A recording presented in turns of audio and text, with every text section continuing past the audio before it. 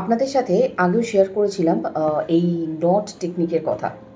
So আপনারা জানেন যে ১৯ তারিখ থেকে শুরু হয়ে যাচ্ছে কিন্তু নবরাত্রি, যেটাকে আমরা চৈত্র নবরাত্রি বলি। ১৯ থেকে ২৭শে মার্চ এই ৯টা দিন আমরা মায়ের আরাধনা করি। মায়ের ৯টা রূপ, যেরকম প্রথম দিন হচ্ছে শৈলপুত্রী, এরকম প্রচুর মায়ের রূপ রয়েছে। তাদেরকে আমরা আহ্বান করি ঠিক দুর্গাপুজোর মতো, এবং 9th ডেতে যেটা পালন করা হয় রামনবমী, যেদিনকে অন্নপূর্ণা পুজো হয় অনেকের বাড়িতে। সো আজকে যে টেকনিকটা আপনাদের সাথে শেয়ার করব সেটাও এই নট টেকনিক। আপনারা কি করবেন, এই যে ৯টা দিন, এই ৯টা দিন তো মাকে ডাকবেন, আহ্বান করবেন, এবং আপনার জীবনের 9টা উইশকে কনসিডার করতে পারেন এইরকম নট বেঁধে। ঠিক আমার আগের টেকনিকের মতো, যেটা আমি বলেছিলাম যে 7টা নট বাঁধবেন, এখানে আপনাকে 9টা নট বাঁধতে হবে। নিজের 9টা উইশকে কনসিডার করবেন প্রেজেন্ট টেন্সে, কারণ ম্যানিফেস্টেশনে আমরা সবসময় প্রেজেন্ট টেন্সে বলি, ফিউচার টেন্সে নয়। তো আপনি যখন নট বাঁধবেন, আপনি এইভাবে বলতে পারেন যে মাতা রানীর কৃপায় আমি আমার চাকরিটা পেয়ে গেছি। একটা হলো। আপনি আপনার রিলেশনশিপ নিয়ে বলতে পারেন, এইভাবে গাঁট বাঁধবেন, মাতা রানীর কৃপায় আমার হাজব্যান্ডের সাথে সম্পর্কটা ভালো হয়ে গেছে।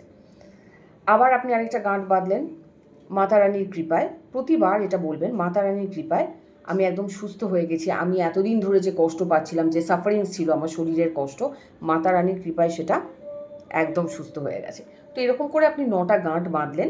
গাঁট বেঁধে আপনি যেরকম আমি দেখিয়েছিলাম হাতের মধ্যে এরকম পেঁচিয়ে আপনি হাতের মধ্যে এইভাবে আপনি এই গাঁটটা রাখতে পারেন 9টা দিন। অথবা আপনারা যারা চাইছেন, আপনারা অফিস যাচ্ছেন, আপনারা চাইছেন যে কেউ যদি এটা দেখে নেয়, এটা দেখতে বাজে লাগবে বা আপনার স্টাইলিংয়ে কোনো প্রবলেম হবে, সো আপনি এটা আপনার পার্সেও রাখতে পারেন, অথবা আপনি যেখানে শুচ্ছেন সেই বেডের নিচেও রাখতে পারেন। 9টা দিন যখন কমপ্লিট হয়ে যাবে আপনাদের, তখন আপনি এটা খুলে ইউনিভার্সে রিলিজ করে দিতে পারেন।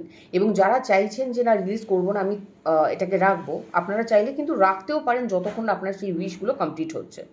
আমি বলছি না যে 9টা উইশ মানে 9টা উইশই আপনার ম্যানিফেস্ট হয়ে যাবে, কিন্তু অ্যাটলিস্ট যদি একটা দুটো ম্যানিফেস্ট হয় তাহলেও ভালো। তো যদি একটা উইশও আপনার ম্যানিফেস্ট হয়, বা যে কোনো একটা ধরুন 2-3টে উইশ আপনার ম্যানিফেস্ট হলো, তো সেগুলো ম্যানিফেস্ট হলেও কিন্তু হওয়া পর্যন্ত আপনি কিন্তু এটা হাতে বেঁধে রাখতে পারেন। সো এই টেকনিকটা করে দেখবেন এবং আমাকে কমেন্ট সেকশনে জানান যে কে কীরকম রেজাল্ট পেলেন। সবাইকে নবরাত্রির আগাম শুভেচ্ছা অ্যান্ড হ্যাপি ম্যানিফেস্টিং।